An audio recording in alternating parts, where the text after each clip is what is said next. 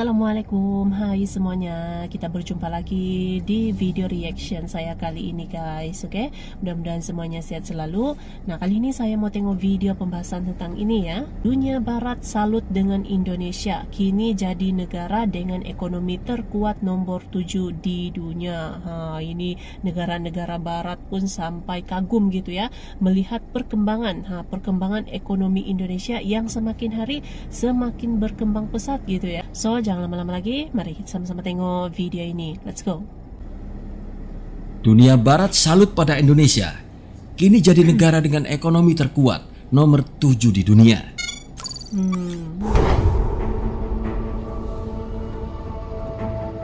GDP.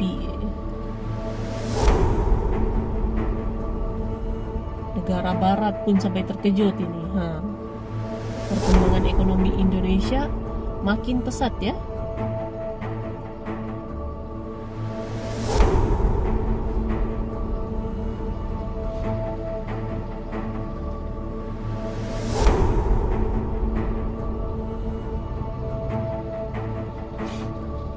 Ini GDP, ini kita tengok tuh dia punya peningkatannya ya dari tahun ke tahun.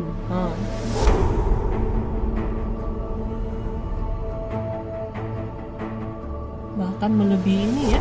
Siapa yang tidak senang mendengar berita ini? Semua rakyat yang waras pasti akan menyambut gembira kabar tersebut. Mungkin hanya beberapa gelintir orang saja yang terus selalu mencibir akan prestasi Presiden Jokowi yang ditorehkan bersama seluruh jajarannya. Anehnya, jika Indonesia terpuruk, justru mereka bersorak-sorai jika ekonomi kita menurun. Ada yang happy ketika dolar menguat. Mereka sangat senang karena ada bahan gorengan, yaitu untuk menyerang pemerintah. Mereka jadi ada bahan untuk mencari kelemahan-kelemahan pemerintah. Mungkin selama ini mereka sangat kesulitan untuk mencari-cari kesalahan Presiden Jokowi. Baru-baru ini Presiden Jokowi kembali bertemu dengan Direktur Pelaksana International Monetary Fund atau IMF, yaitu Kristalina Georgieva. Pertemuan dilakukan setelah Georgieva memberi dukungan kepada Presiden Jokowi dan negara G20 lainnya untuk membicarakan debt relief alias pengurangan atau refinancing utang di sejumlah negara berkembang, yaitu pada hari Minggu 17 Juli 2022.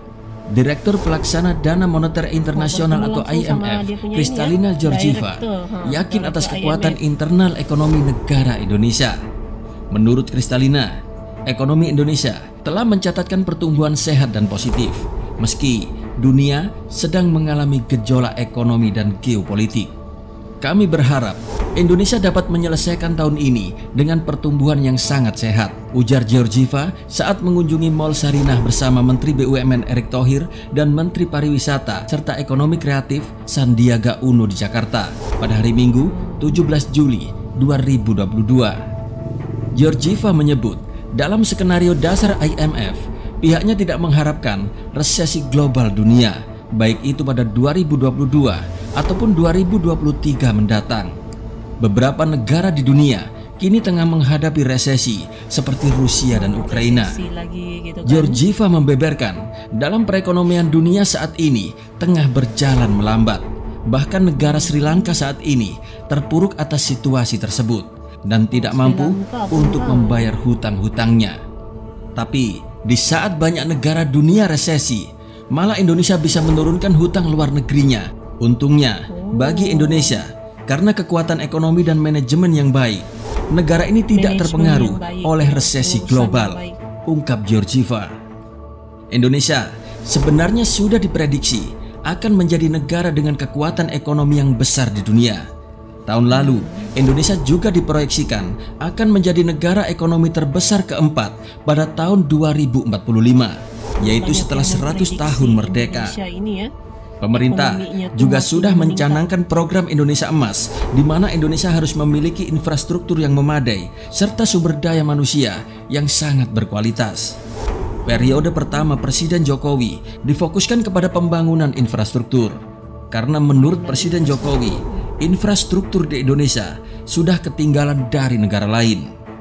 Dan pada periode kedua difokuskan pada pengembangan sumber daya manusia sambil tetap melanjutkan segala proyek infrastruktur lainnya.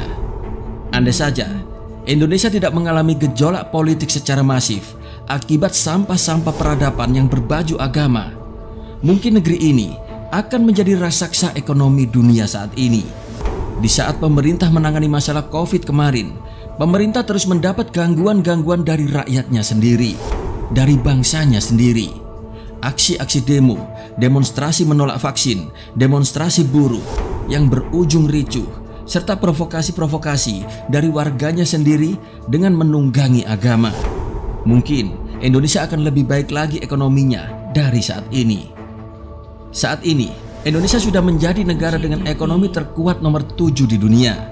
Perlu saya katakan di sini, sebenarnya banyak negara-negara yang iri terhadap Indonesia. Karena di bawah pemerintahan Presiden Jokowi, Indonesia dianggap semakin maju, dan kemajuan Indonesia dianggap begitu pesat dalam mengejar segala ketinggalannya. Dan bahkan dalam beberapa aspek, negara Indonesia bisa melampaui jauh dari negara-negara lain di dunia. Dengan kata lain, Presiden Jokowi adalah sosok yang memang sudah tepat dalam memimpin negeri ini. Indonesia saya anggap cukup beruntung. Meskipun presiden sebelumnya telah membawa Indonesia mundur ke belakang dan banyak disalib oleh negara-negara lain, yaitu dalam hal kemajuan infrastruktur dan sumber daya manusia. Seandainya para presiden-presiden sebelum Jokowi juga fokus membangun ketertinggalan seperti halnya Presiden Jokowi, mungkin saat ini Indonesia akan menjadi negara ekonomi terbesar pertama di dunia. Sumber daya alam di Indonesia begitu sangat melimpah. Sumber daya manusia pun menjamur di negeri ini. Indonesia memang tidak kekurangan orang hebat, tapi di negeri ini sangat kekurangan orang yang berintegritas, yang memang benar-benar mau untuk membangun negeri ini, bukan membuncitkan perut diri sendiri serta membuncitkan kelompoknya. Perekonomian Indonesia berdasarkan besaran produk domestik bruto atau PDB atas dasar harga berlaku triwulan 1 2022 mencapai 4.513 triliun rupiah, dan atas dasar harga konstan 2010 mencapai 2.818,6 triliun rupiah. Ekonomi Indonesia di triwulan 1 2022 terhadap triwulan 1 2021 tumbuh sebesar 5,01% dalam tahunan. Dan dari sisi produksi, lapangan usaha transportasi dan pergudangan mengalami pertumbuhan signifikan, yaitu sebesar 15,79%. Sementara dari sisi ekspor barang dan jasa juga mengalami pertumbuhan tertinggi sepanjang sejarah, yaitu 16,22%. Nilai ekspor Indonesia pada Juni 2022 mencapai 26,09 miliar US dollar Amerika atau naik 21,30% dibanding ekspor Mei 2022. Dibanding pada Juni 2021, nilai ekspor pun naik sebesar 40,68%. Ekspor non-migas pada Juni 2022 mencapai 24,56 miliar US dollar Amerika, naik sekitar 22,71% dibanding Mei 2022. Secara akumulatif, nilai ekspor Indonesia pada Januari hingga Juni 2022 mencapai 141,07 miliar US dollar Amerika atau naik sekitar 37,11% dibanding pada periode yang sama di tahun 2021. Sementara ekspor non-migas mencapai 133,31 miliar US dollar Amerika atau naik sekitar 37,33%. Peningkatan terbesar ekspor non-migas pada Juni 2022 terhadap Mei 2022 terjadi pada komoditas lemak dan minyak hewan atau nabati sebesar 2.538,9 juta US dollar Amerika atau naik sebesar 300,66%. Dan ekspor hasil tambang naik sekitar 107,19%.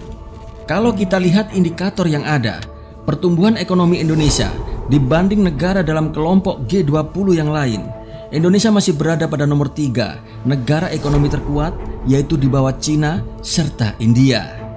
Semoga saja ke depan Indonesia semakin bertambah kuat secara ekonomi, yang diharapkan bisa segera mencapai kemakmuran dan kesejahteraan bagi rakyatnya. Oke. Oke guys, jadi itu dia video pembahasannya ini. Jadi memang pertumbuhan ekonomi Indonesia sekarang ini ya, kalau kita tengok dari tahun ke tahun itu memang sangat menunjukkan peningkatan yang ketara lah gitu ya, dengan meningkatnya dia punya PDB-nya di pendapatan per kapita per tahun gitu ya, yang meningkat gitu ya, bahkan itu berada di peringkat ke-7, oke, nomor 7 ekonomi terbaik di dunia gitu. Jadi dia punya peningkatannya itu memang cukup ketara gitu perubahannya gitu ya.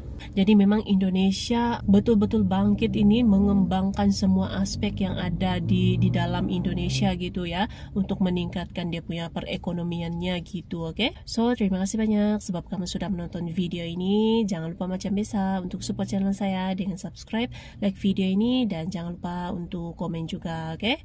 Terima kasih banyak dan kita jumpa lagi di video seterusnya. Assalamualaikum.